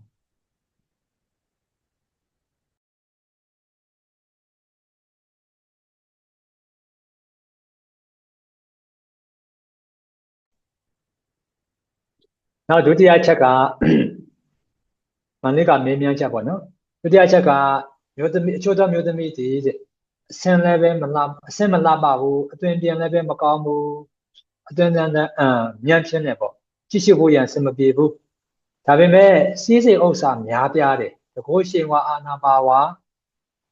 ရှိတယ်ပေါ့ဒီလိုရှိတဲ့အကြောင်းကိုမေးထားတယ်ပေါ့နော်မေးတဲ့အခါမှာဒီຢာရဲ့အချုပ်ဖျားရှင်ဖြေထားတယ်ရုပ်အစင်းမလှပတာကတော့ဥစ္စာတို့တူတူပဲခုနကပြောခဲ့တဲ့မျက်ဒေါသဖြစ်တယ်ပေါ့နော်မျက်ဒေါသများတယ်ပေါ့တစ်ဖက်က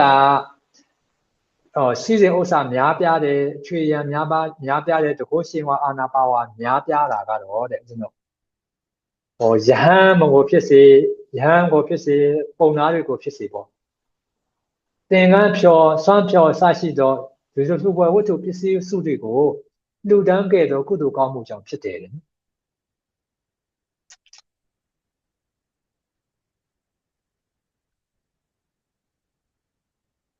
Maybe. ဟောလူတန်းကဲ့တဲ့ပစ္စည်းကြောင့်နောက်တစ်ခုကအိတ်တာလည်းပဲရုပ်စုတဲ့အိတ်တာတရားလည်းမရှိတယ်ပါအဲ့ဒါပါ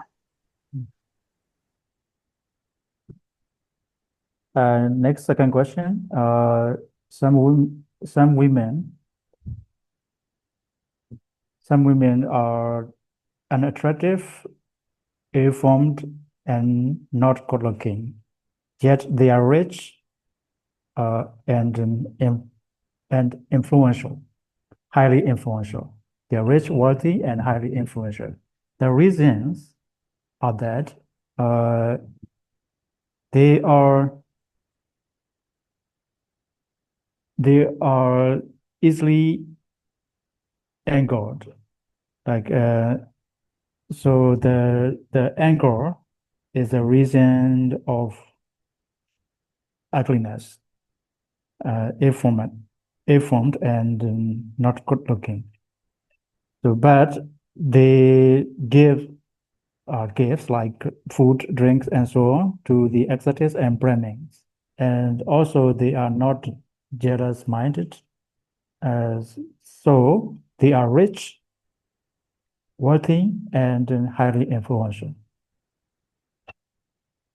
နောက်တတိယချက်ပေါ့နော်တတိယချက်မေဖို့မဏိကာယမေကုံမေးချက်ပေါ့သောတော်မျိုးသမီးဟာရုပ်ဆင်းလှပတဲ့ကြည့်ရှုပွဲရှိတယ်ပေါ့ကြည့်ရှုစပွဲရှိတယ်အသွင်ပြင်လဲကောင်းတယ်သို့တော်လည်းပဲတစ်ဖက်ကဆင်းရဲနွမ်းပါးမှုရှိတယ်စီစဉ်ဥစ္စာမများပြားဘူးပေါ့ဘုံကံရှိန်ဝါတကောအာနာပါဝါလည်းပဲမရှိဘူးဒီလိုရာနဲ့ဒီမေကုံနဲ့ပတ်သက်ပြီးဘုရားရှင်ဖြေထားတယ်ဖြေထားတာကရုပ်ဆင်းလှပတာကတော့ဘုရားတော်မြတ်ဒေါသမထွက်တာဘလောက်ပဲမြတ်ဒေါသထက်เสียပြောနေပါစေမြတ်ဒေါသထွက်လေမရှိဘူးမြတ်ဒေါသကြောင့်စိတ်ပင်ပန်းမှုမရှိဘူးပေါ့တစ်ဖက်ကဆင်းရဲနွမ်းပါးခြင်းကြောင့်ကတော့တမနာကိုဖြစ်စေယဟန်ကိုဖြစ်စေယဟန်ပုံနာပေါ့နော်ဒီလိုပုဂ္ဂိုလ်တွေကိုဘုရားတော်စွမ်းသင်္ကန်းဖြောစရှိတော့ဒီလိုလှူဒန်းပွဲရာပစ္စည်းစုစုတွေကိုမလှူဒန်းခဲ့သည့်အကြောင်းကြောင့်ပဲတဲ့နော်နောက်တစ်ခုကညှို့ဆိုမှုများပြားတဲ့အကြောင်းကြောင့်ပဲ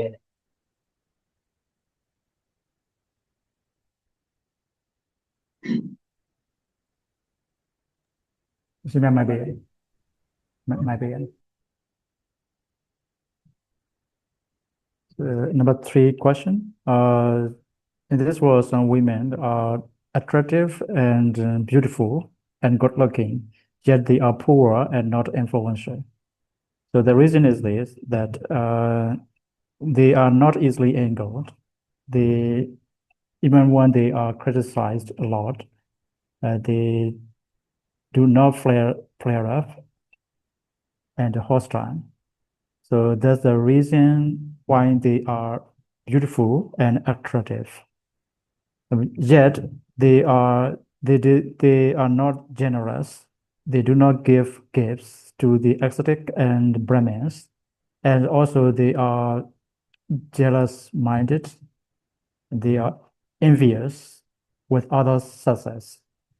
So they are poor and not influential. My point. နောက်ဆုံးမေကောမြတ်စွာဘုရားနောက်မေကောမဏိတက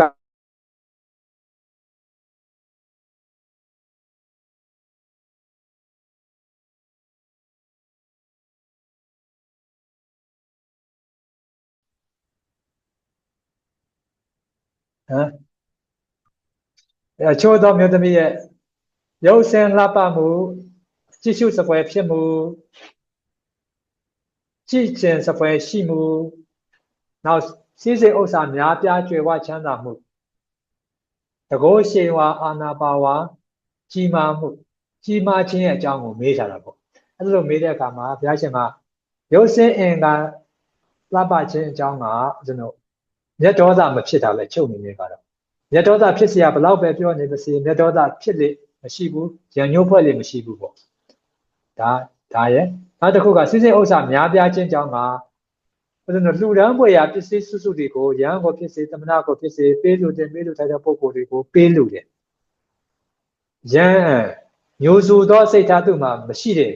အဲ့လိုကုသိုလ်ကြောင့်ပဲသူကဆင်းလဲပဲလှပတယ်စီးစိမ်ဥစ္စာများပြားသောသူတကောရှိန်ဝါအာနာပါဝါကြီးမားသောသူဖြစ်ရတယ်နော် Maybe.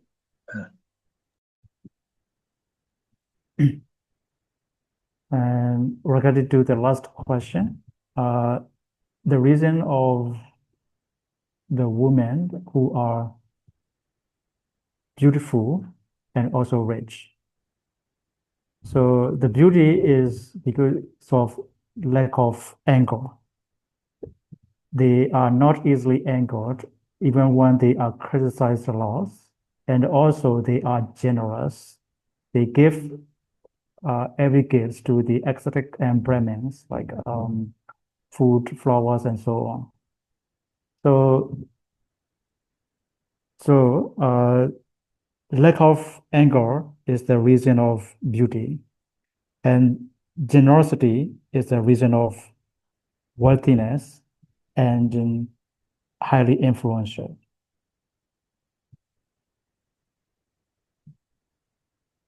No. ဒီတော့တန်ပြီးပြီပေါ့နော်နောက်တော့တန်တစ်ခု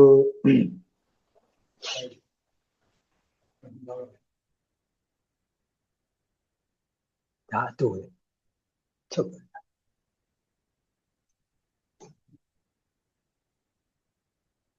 နောက်တော့တန်တစ်ခုကဦးဇင်းတို့ဘုရားရှင်ဟောကြားထားပါတယ်နော်ချက်လေးချက်မတူတော့ရဟန်းတော်တဲ့မတူတော့တဲ့ပို၍သိုးသွန်းသောမတူတော့နောက်သူတော်ကောင်းတဲ့ပို၍ကောင်းသောသူတော်ကောင်းပေါ့ဒီချက်လေးချက်တို့ကိုငါဘုရားဟောကြားမယ်အဲ့ဒါကိုသင်တို့နားထောင်ကြပါနားဆိုင်ပြီးတော့အာယုံပြုကြပါဆိုပြီးတော့ဘုရားရှင်မိန့်ထားပါတယ်နော်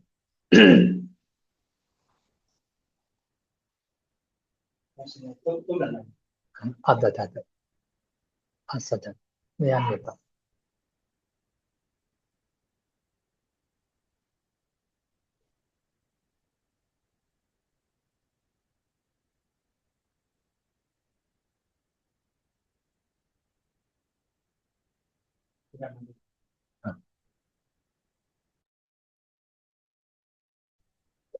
Next, we are moving on to the next sutta named Asada Sutta.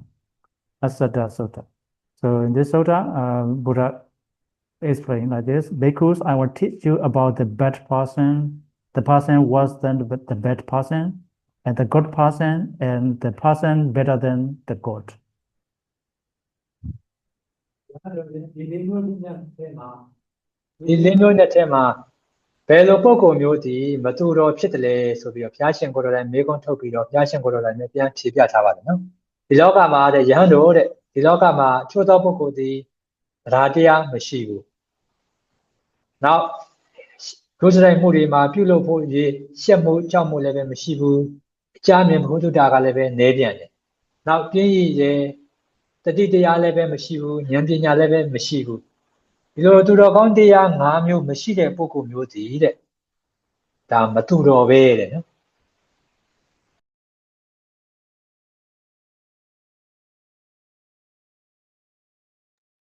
So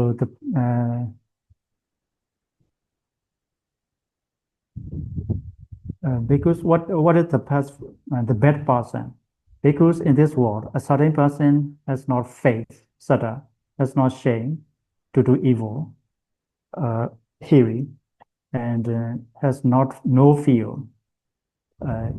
ottappa, and has little knowledge, and is lazy, and is forgetful, lacks of mindfulness, and has no wisdom. Because this person is called a bad person.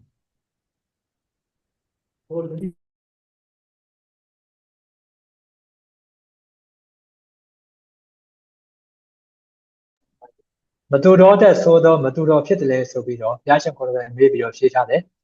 လောကမှာတဲ့အချို့သောပုဂ္ဂိုလ်ဒီမိမိကိုယ်တိုင်ကလည်းပဲတရားတရားအစရှိသောတရား၅မျိုးခုနကပြောခဲ့သောတရား၅မျိုးပေါ့နော်မိမိကိုယ်တိုင်မှာလည်းပဲမရှိဘူးတဲ့သူတစ်ပါးတွေကိုလည်းပဲခုပြောခဲ့သောတရားအစရှိသောတရား၅မျိုးမရှိအောင်မဖြစ်အောင်သူကစောင့်တည်စေတယ်ပြုမှုတယ်စိတ်စောကြိုးကုပ်လုံးလပြုတယ်ပေါ့ဒီလိုပုဂ္ဂိုလ်မျိုးဟာတဲ့ဦးဇင်းတို့မတူတော့တဲ့ပို၍သိုးသွန်းသောမတူတော့ဖြစ်တယ်တဲ့နော်ချုံပြီးတော့ပြောတယ်ဒါတော့ချုပ်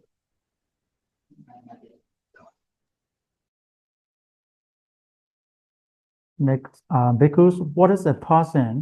worse than the bad? Because in this world, a certain person not only lacks faith themselves, but also encourages others to be faithless. So this kind of person is a person who is worse than the bad person. My point. ဒါတော့တဲ့ဘယ်လိုပုဂ္ဂိုလ်မျိုးဟာသူတော်ကောင်းဖြစ်တယ်လဲဆိုပြီးတော့ဘုရားရှင်ကိုယ်တော်တိုင်မေးပြီးတော့ဘုရားရှင်ကိုယ်တော်တိုင်ဖြေထားတယ်။ဒါတော့တဲ့ဒီလောကမှာချိုးသောပုဂ္ဂိုလ်ဟာတရားတရားရှိတယ်တရားတရားကောင်းတယ်မကောင်းမှုပြုလုပ်ဖို့ရေးတွေမှာရှက်မှုကြောက်မှုဟိရိဥတ္တပရှိတယ်ဘဟုတုတ္တရှိတယ်ကြိုးစားအားထုတ်မှုလုံးဝဝိရိယရှိတယ်တ တတိရှိတယ်ပေါ့ဉာဏ်ပညာလည်းပဲရှိတယ်ဒီလိုပုဂ္ဂိုလ်မျိုးကိုတဲ့သူတော်ကောင်းလို့သိတင်တယ်သိထိုက်ပါတယ်တဲ့ My dear. Next, because what is a good person? Because in this world, a certain person has faith, Sada, has shame, Hiri, has fear, whatever, has much knowledge, Bahosutta, and has intense effort, Viriya, and has mindfulness, Sati, and has wisdom, Panya. So, because this person is called a good person.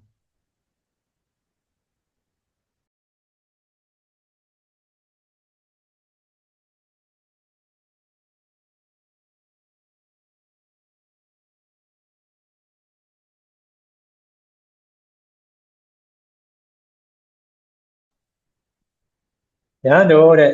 သူတော်ကောင်းတဲ့ပို့ပြီးကောင်းမြတ်သောသူတော်ကောင်းဆိုတာရှိတယ်တဲ့ဘယ်လိုပုဂ္ဂိုလ်မျိုးလဲဆိုရင်ဒီလောကမှာချိုးသောသူသည်မိမိကိုယ်တိုင်ကလည်းတရားစရှိသောခုပြောခဲ့သောတရား၅မျိုးပေါ့နော်။တရားစရှိသောတရား၅မျိုးရှိတယ်။သူတစ်ပါးတွေကိုလည်းပဲတရားစရှိသောတရား၅မျိုးရှိအောင်ဖြစ်အောင်ပြုမှုတယ်စ조사အားထုတ်ပြီးတော့နေတယ်တဲ့။ဒီလိုပုဂ္ဂိုလ်မျိုးဟာဦးဇင်းတို့သူတော်ကောင်းတဲ့တာလွန်သောသူတော်ကောင်းလို့ဒါသိရတယ် My dear. Because what is a person who is better than the God? Because in this world, a certain person is not only endowed with faith themselves, but also encourages others to be endowed with faith. Like other, the same example goes to the other dhammas, like Hiri, Uttapa, Sutta, and Bahosutta, Viriya, Sati, and Panya. So they not only possess those Hiri, Uttapa, Bahosutta, Viriya, Sati, Panya themselves, but also encourages us to possess those dhammas. So this person is called as a God, a person better than the God.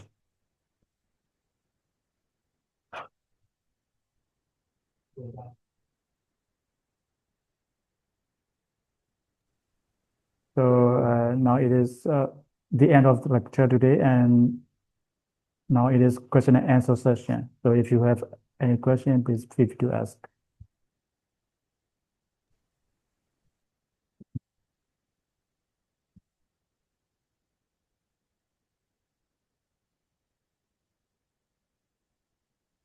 Any question so far?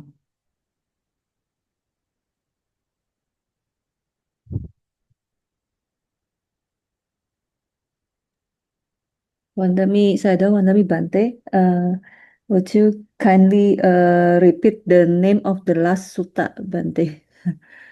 Oh, this sutta's name is Asada Sutta. Sada. Yes, so the spelling is A double S Mm. A Yeah. double D H A. So Okay. I will send the message to you. Thank you, Bante. Thank you, Sada.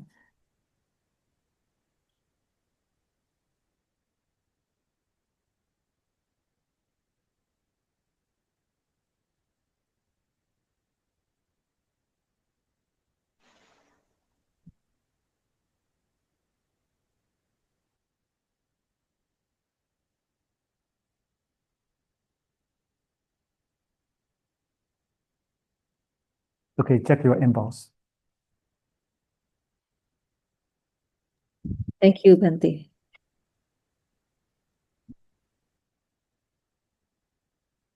Any other questions?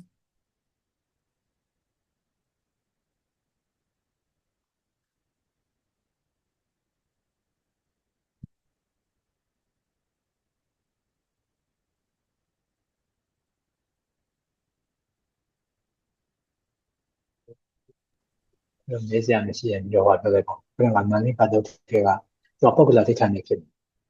ဒါတော့ ခုနကပြောเสียမန္လိကတုတ်တန်တွေကပေါ့နော်အချုပ်အနေနဲ့ပြောဖို့ကြံပါတယ်မန္လိကမေးတဲ့မေးခွန်းအချက်၄ချက်ရှိတယ်ပေါ့မျိုးသမီးတွေမှာကျွန်တော်ရုပ်ဆိုးခြင်းရုပ်လှခြင်းရုပ်ချောခြင်းရဲ့အကြောင်းချက်နှစ်ချက်ဒုတိယချက်ကစီစဉ်ဥစ္စာများပြားခြင်းစီစဉ်ဥစ္စာနည်းပါးခြင်းရဲ့အကြောင်းချက်စုစုပေါင်း၄ချက်ပေါ့နော်၄ချက်ကိုအကောင်းကြီး2ချက်အဆိုးကြီး2ချက်အကောင်းဆိုးတွဲပြီးတော့ချက်2ချက်စီဟောတယ်မေးထားတယ်ပေါ့ဘုရားရှင်ကလည်းဖြေထားတယ်အဲ့ဒီမှာချိုးသောမျိုးသမီးဆိုပြီးတော့မန္လိကာကမေးတယ်ဘုရားရှင်ကလည်းချိုးသောမျိုးသမီးဆိုပြီးတော့ပြန်ပြီးတော့ဖြေထားတယ်ဒီဒေသနာယကမန္လိကာကပုဂ္ဂိုလ်အနေနဲ့မေးထားတာဖြစ်တယ်အကယ်၍ဦးဇင်းတို့မျိုးသားတွေဖြစ်ရင်လည်းပဲမျိုးသားတွေမှာလည်းပဲဒီချက်တိုင်းပါပဲနော်မျိုးသားတွေမှာဥပတိတွင်ပြင်ကောင်းတာမကောင်းတာကိုပြောခဲ့တော့အကြောင်းအရာပဲဒေါသကြီးရင်ကြီးသလိုရုပ်ဥပတိတွင်ပြင်ညံ့မယ်ဒေါသမကြီးရင်မကြီးသလိုဒေါသမများရင်မများသလိုဥပတိတွင်ပြင်ကောင်းမယ်ပေါ့နောက်စီစဉ်ဥစ္စာများပြားမယ်စီစဉ်ဥစ္စာနေပါတယ်မျိုးသားတွေမှာလည်းနော်နောက်ချမ်းရံများပြားတယ်တကုရှိန်ဝါအာနာပါဝါများပြားတယ်နေပါတယ်ချက်နှစ်ချက်ပေါ့အဲ့ဒီမှာလည်းပဲဦးဇင်းတို့မျိုးသားတွေမှာလည်းပဲလားတူပါပဲလူဒါနပြုမှုမပြုမှုညိုဆိုမှုများမှုမများမှုပေါ်မှာမူတည်ပြီးတော့ကောင်းကျိုးဆိုးကျိုးဖြစ်သွားပါတယ်နော်ဒီမှာကဦးဇင်းတို့မျိုးသမီးအတွက်မေးထားတာဖြစ်သည့်အတွက်မျိုးသမီးအတွက်လည်းပဲဘုရားရှင်ကဖြေထားတယ်တကယ်တမ်းဦးဇင်းတို့ဓမ္မတိဋ္ဌာန်ကြားကတော့မျိုးသားတွေမှာလည်းပဲဒီအကြောင်းဒီကျိုးပါပဲ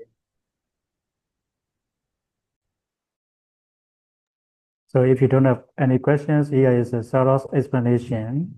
on the Mallika Devi Sutta, more detail. So in this Sutta, Mallika Devi asked 4 questions to the Buddha, especially related to the women. And also Buddha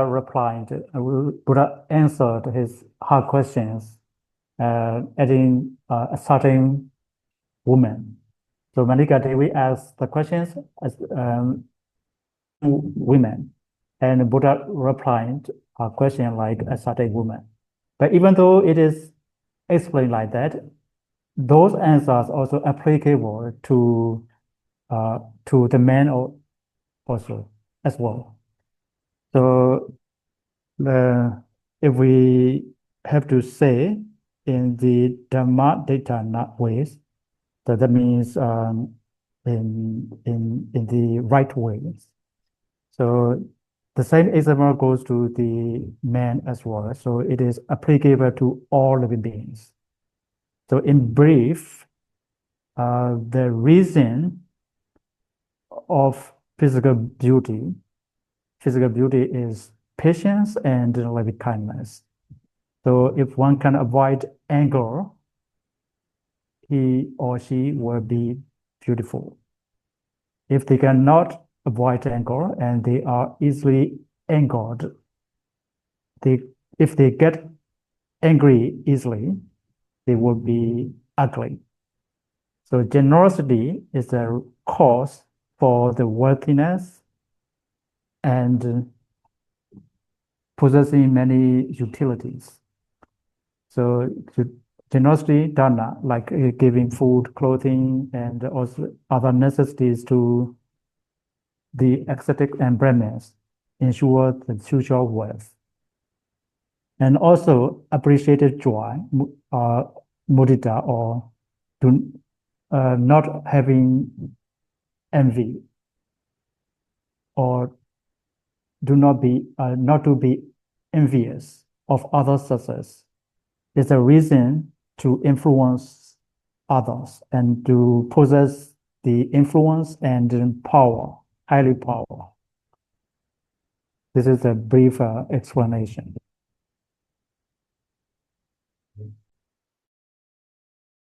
So now let's recite Buddha Sasana and Kiran Detta. Buddha Sasana Kiran Detta. Buddha Sasana Kiran Detta. Buddha Sasana Kiran Detta. Sadhu.